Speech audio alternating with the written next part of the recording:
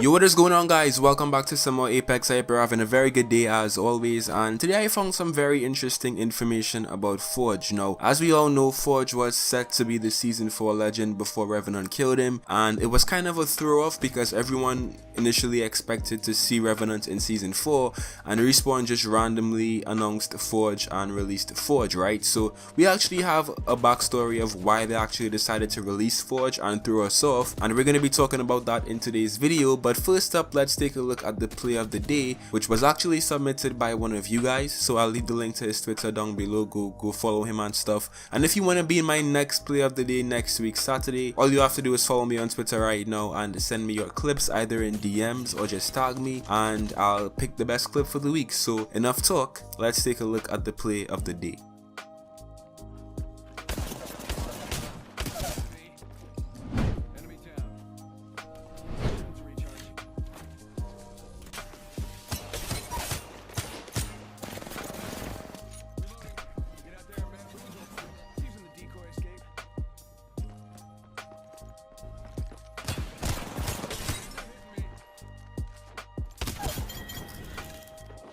Alright, so once again, huge shout out to Doc Taylor because that was a pretty nice clip, and you guys should go follow him on Twitter right now. But let's get back to talking about Forge. So one of the biggest questions surrounding Forge right now is Forge really dead? Like, was he really killed? Is he somehow still alive? Is he a similar criminal like Revenant?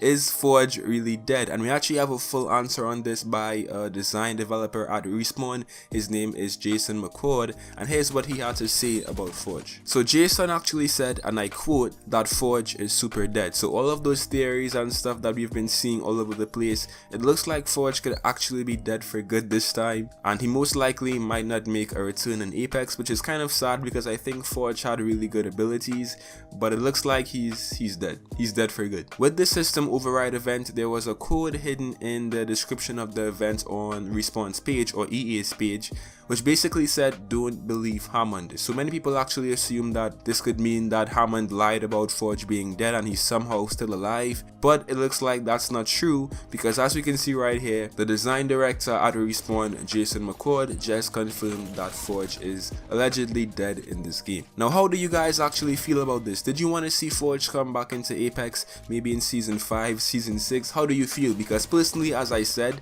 I think that Forge had some really promising abilities and he could have been a very fun character to play in Apex. So what do you guys think? Comment, I don't know, comment egg if you guys wanted to see Forge come back in Apex. Now the big question here is, why would Respawn go through all of this trouble of creating Forge and making his full, like, you know, his full design, his model, his abilities? Why would Respawn go through all of that drama and waste time just to end up killing him and, you know, killing him off of Apex? What's the point in going through all that trouble, right? Well, it's actually kind of funny and somewhat ironic because Respawn went through all of this trouble just to throw data miners off. So I'm not actually a data miner, I just like relate information to you guys. I don't actually go in the game files and find this thing, but I think it also applies to me because I report on these topics. So Respawn went through all of that to throw people like me off from making, you know, videos about Revenant, because Respawn thought that at the time everyone had kind of figured out the next legend in the game, which obviously was Revenant. So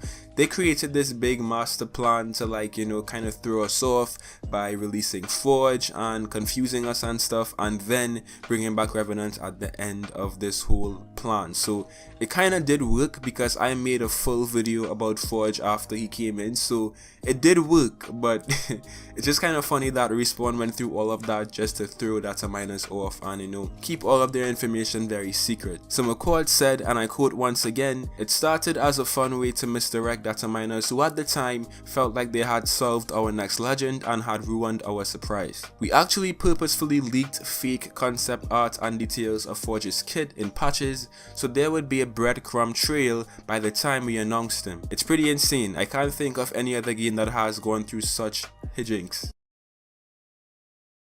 So there we have it, guys. The only reason that Forge was created, the real reason Forge was created, is just basically to confuse everyone so we wouldn't know what to expect when season 4 really did arrive. And this makes me want to ask a much bigger question, because I've actually heard many different opinions on this. I've actually heard that Respawn enjoys the leaks and enjoys the speculation and stuff, but I've also heard that Respawn doesn't like it that much when it comes to, you know, like big stuff. Like obviously Revenant was a big surprise, right? So I think I want to do a full video talking about leaks and stuff, because the majority of you guys just don't know what the relationship between data miners and Respawn is like. Because as I said, right, sometimes Respawn actually leaves things in the game files for data miners to find and for us to cover, but sometimes they also want to keep something secret, so it's kind of like a fine line. Yeah, that's basically why Respawn wanted to create Forge, to throw us off and make us forget about Revenant in season 4. What do you guys think of this whole thing? Let me know. Thanks so much for watching this video, guys. Be sure to leave a like and subscribe, and don't forget to send in your clips for the play of the day next week Saturday, and I'll see you in some more Apex. Till next time.